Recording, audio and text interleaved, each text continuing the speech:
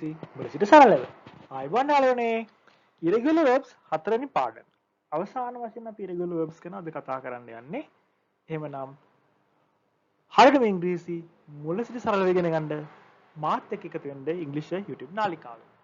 හොඳයි යාළුවනේ. අපි පාඩම් කොටස් තුනක් තුල කතා කරා irregular verbs ගැන. එහෙනම් තවදුරටත් අපි ඉගෙන කතා කරමු. spring ස්ප්‍රින්ග් කියන්නේ යාළුවනේ කඩා පනිනවා. යම් කිසි ස්ථානයකට බලෙන් ඇතුළු කඩා පනිනවා කියන තේරුම දෙන්න අපි ස්ප්‍රින්ග් කියන වචනේ යොදා ගන්නවා. ස්ප්‍රින්ග් මේක අතීත අවස්ථාවේදී අපි ස්ප්‍රෑන්ග් වගේම තුන්වෙනි අවස්ථාවේ past participle form එකේදී ස්ප්‍රං විදියට යොදා ගන්නවා. ස්ප්‍රින්ග්, ස්ප්‍රෑන්ග්, ස්ප්‍රං. ඊළඟට ස්ටෑන්ඩ්. ස්ටෑන්ඩ් කියන නැගිටිනවා. Stand up. ස්ටෑන්ඩ් අප් කියලා අපි සාමාන්‍ය ප්‍රයෝග කියන්නේ පුටුවකින් වගේ නැගිටිනවා. Stand up. ස්ටෑන්ඩ් නැගිටිනවා. stand නැගිටිනවා. past tense එනකොට stood past participle stood stand stood stood steal steal කියන්නේ යාළුවනේ හොරකම් කරනවා. steal හොරකම් කරනවා. thieves steal steals steal stole stolen past tense එකේදී stole past participle එකේදී stolen. ඊළඟට අපේ irregular verb එක තමයි යාළුවනේ strike strike කියන්නේ පහර දෙනවා.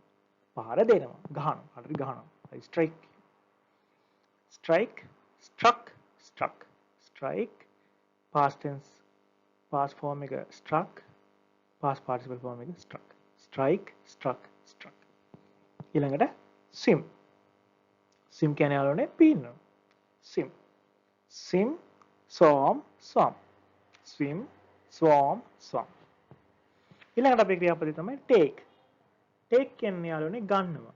take අපි යම් කිසි දෙයක් ගන්නවා. එතනකින් තියලා නැවත ගන්නවා. take. Please take the book. පොත ගන්න. take. take. take past tense took past participle taken. take took taken.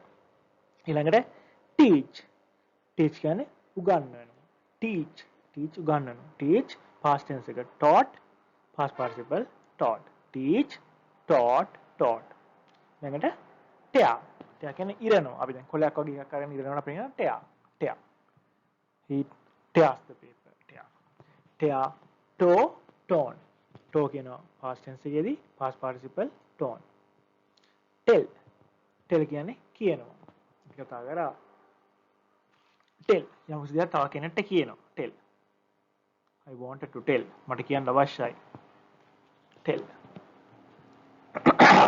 tell tell past tense එක told past participle told tell told told අපි අදටත් බලමු යාළුවනේ think think කියන්නේ හිතනවා අපි යම් දෙයක් හිතින් හිතනවා මම මෙහෙම කරත් හොඳයි හිතනවා think think past tense එක thought past participle උත් thought තමයි think thought thought throw throw කියන්නේ යමක් අපි විසි කරනවා අතින් ඈතට විසි කරනවා throw බෝලයක් වගේ එකක් පන්දුවක් විසි කරනවා he throws the ball Nima throws the ball. විසි කරනවා. Throw, threw, thrown.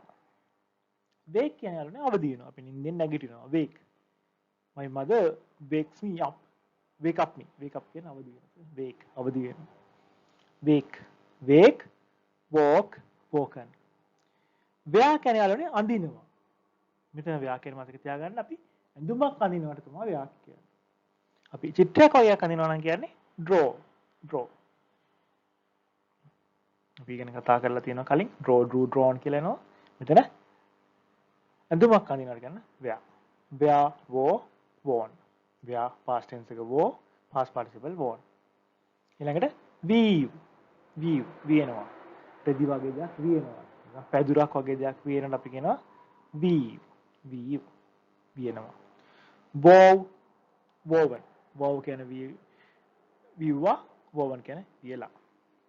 ඊළඟට weep weep කියන්නේ යාළුවනේ අඬනවා weep අපිට past tense එක ගන්න ඕන නම් wept past participle wept මයි weep wept wept win කියන්නේ යාළුවනේ දිනනවා මොකද තව එකක් අපි ජයග්‍රහණය කරනවා win win ජයග්‍රහණය කරා නම් won ජයග්‍රහණය කරලා කියන්නේ won win won won ඊළඟට අපේ irregular verb එක තමයි wind wind wound wound වයින් කියන්නේ ඔතනවා. යම් කිසි දෙයක් වටේ දැන් අපි හිතමු අපි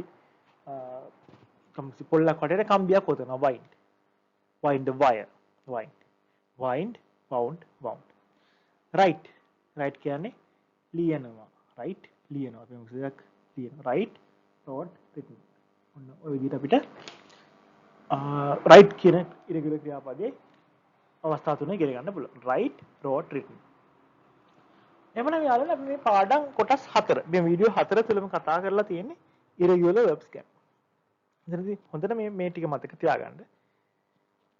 දැන් regular verb එකක් ගත්තත් යාළුවනේ past tense එකේදී ed එකතු වෙනවා past participle වලදීත් ed එකතු වෙන එක තමයි වෙන්නේ. නමුත් මේ irregular verbs එකේ verb වලදී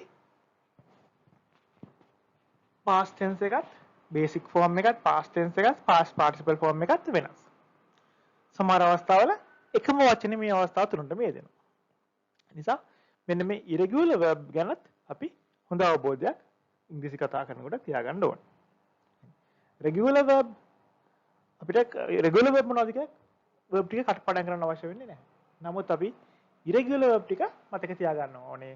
irregular verb ටික අපි මතක තියාගත්තාම අපිට පුළුවන් ඒවට අයිති වෙන්නේ නැත්නම් අයව අනිත් ඒවා regular. ඒවට දෙන්නේ එතකොට ed කියන අකුරු දෙකේ දෙනවා past tense එකත් past participle එකත් යොදා ගැනීම සඳහා. හොඳයි. එහෙනම් යාළුවනේ සරලවම ඉංග්‍රීසි මාත් එක්ක ඉගෙන ගන්න එකතු වෙන්න මම ඉංග්‍රීසි YouTube නාලිකාව.